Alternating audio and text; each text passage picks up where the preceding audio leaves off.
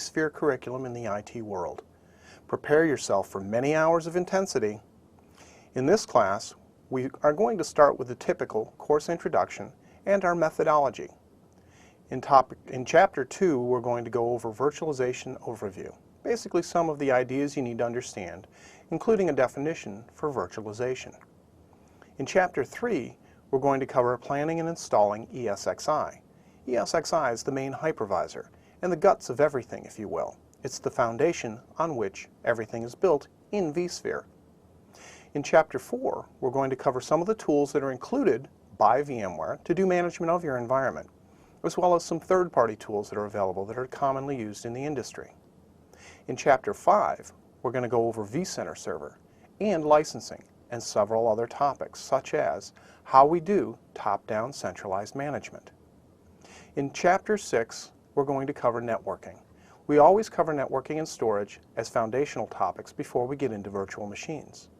We do it from the host perspective, so we cover all the networking you need to know in Chapter 6. In Chapter 7, we do the same thing with storage. We get into all of the storage capabilities as seen by the host. Then, in Chapter 8, we get into everything VM. When I say VM, I mean virtual machine. We talk about creating an individual one, creating multiples, all of the different capabilities that we have with a VM, and we get into some of the more detailed sections like snapshots, etc. In Chapter 9, we cover security and permissions. The security section is basically how you're going to control others to do work within your environment.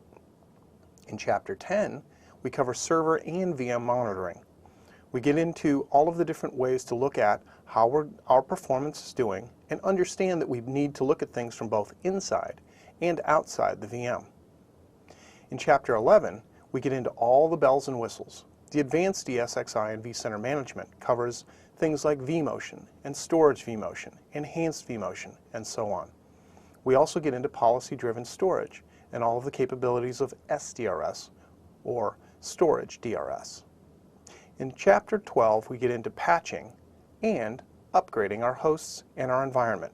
We'll teach you all the proper methodology to go through and do that in the correct order. And finally, in Chapter 13, we get into disaster recovery and backup. We cover the remaining topics such as high availability and fault-tolerant VMs.